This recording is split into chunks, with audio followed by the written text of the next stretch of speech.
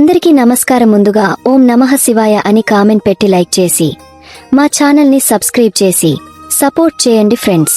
కార్తీక పౌర్ణమికి చాలా ప్రాశస్త్యం ఉంటుంది. కార్తీక మాసంలో శుక్లపక్ష పౌర్ణమి తిథిలో 15వ రోజున కార్తీక పౌర్ణమి వస్తుంది. ఈ రోజు చాలా ప్రత్యేకమైనది.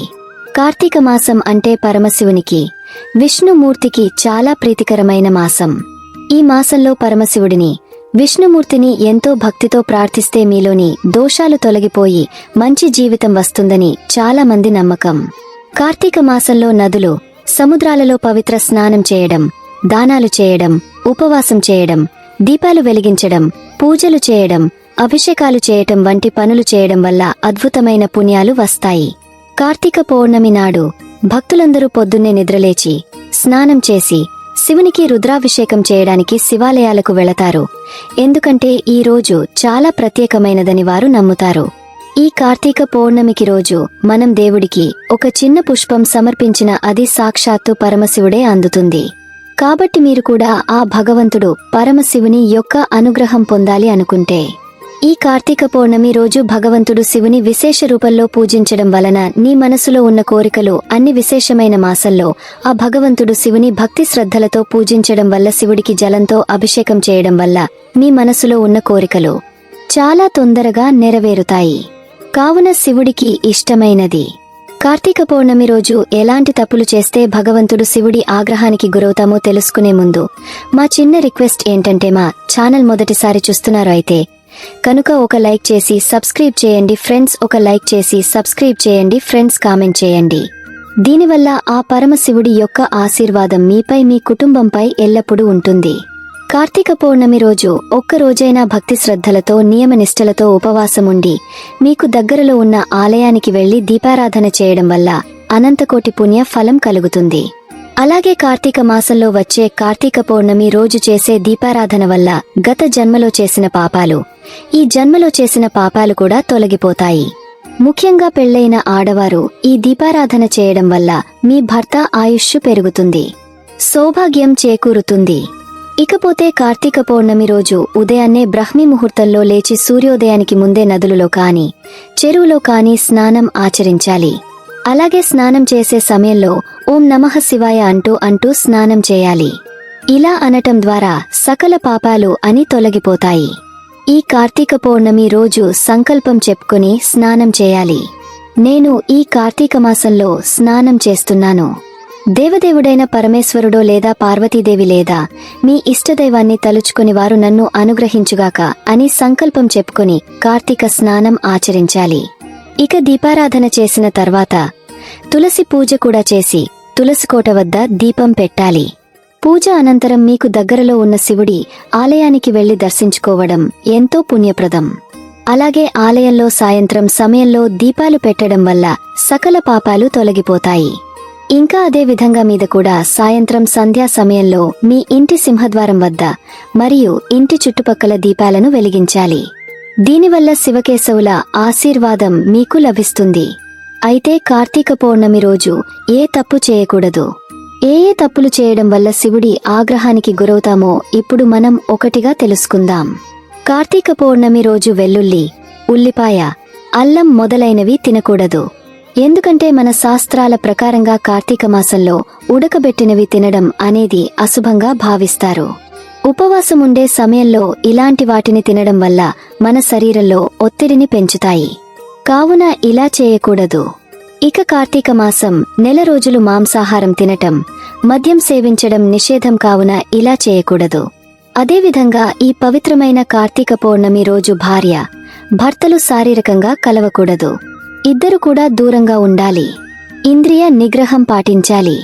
ఒకవేళ మీరు ఈ నియమం పాటించకపోతే భగవంతుడు శివుడు ఎప్పటికీ మీ పట్ల దయ చూపడు. శివుడి ఆగ్రహానికి గురి కావాల్సి ఉంటుంది. కావున ఇలా చేయకూడదు. అలాగే పవిత్రమైన ఈ కార్తీక పౌర్ణమి రోజు ఇంట్లో ఎప్పుడు కూడా ఏడ్వడం లాంటి పనులు చేయకూడదు. ఎప్పుడు కూడా సంతోషంగా ఉండాలి.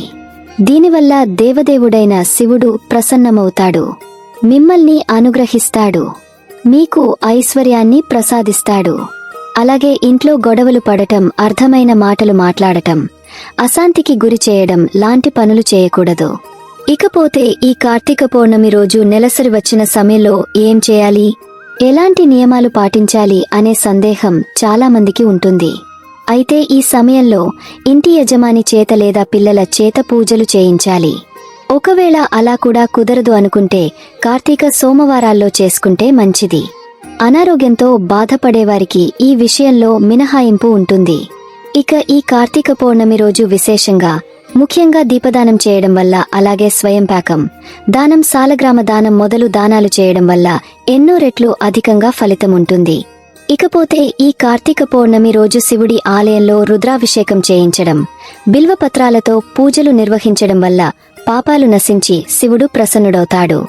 దీనివల్ల శివుడి ఆగ్రహం మీకు లభిస్తుంది. అయితే కార్తీక పౌర్ణమి రోజు అనేది శివుడికి ఎంతో ఇష్టమైన రోజు. అందుచేత కార్తీక పౌర్ణమి రోజు స్నానం, జపాలు, ఉపవాసం ఉంటే ఎన్నో త్యాగాలు చేసి దానితో సమానం అవుతుంది. కార్తీక పౌర్ణమి రోజు పగలంతా ఉపవాసం ఉండి సాయంత్రం శివుడికి పూజలు, అభిషేకాలు నిర్వహించి తర్వాత భోజనం చేయడం అనేది శుభం. అలాగే నదిలో దీపాల కోసం, ఆకాశ దీపాలు వెలిగించడం కోసం దీపమీద దీపాలు వెలిగించడం, మట్టి దీపం లేదా వెండి దీపం దానం చేయడం వల్ల కూడా ఇంకా పుణ్యం కలుగుతుంది. ఈ కార్తీక మాసం నెల మొత్తం ఉపవాసం ఉండేవాళ్లు కటింగ్ చేయించుకోవడం, గడ్డం గీసుకోవడం వంటి పనులు చేయకుండా ఉంటే మంచిది. ఇకపోతే ఈ కార్తీక పౌర్ణమి రోజు మంచి పనులు చేసే వ్యక్తులు, మంచి మాటలు మాట్లాడే వ్యక్తులు శివుడి అనుగ్రహం అపారంగా పొందుతారు. ఇలాంటి వ్యక్తులు ఐశ్వర్యవంతులవుతారు. ఎందుకంటే ఇలాంటి వారి తలపై శివుడి ఆశీర్వాదం ఎల్లప్పుడూ ఉంటుంది.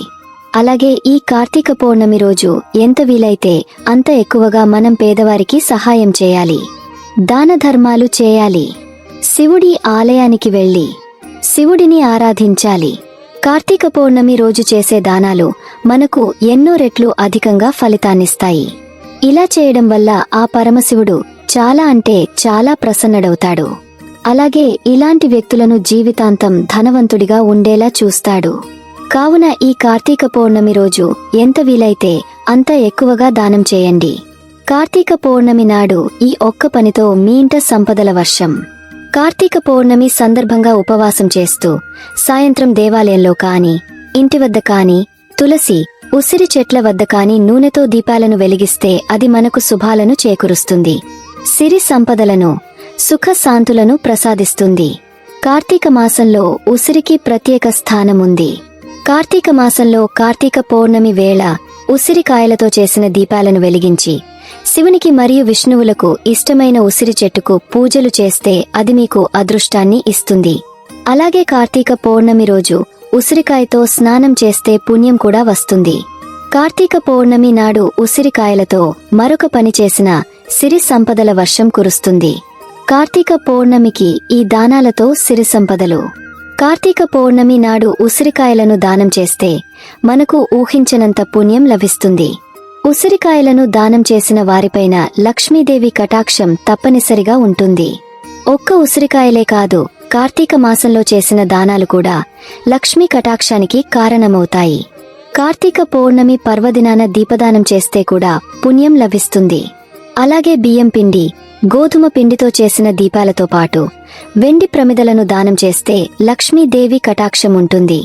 ఆమె చల్లని చూపుతో మీరు సంపన్నులవుతారు.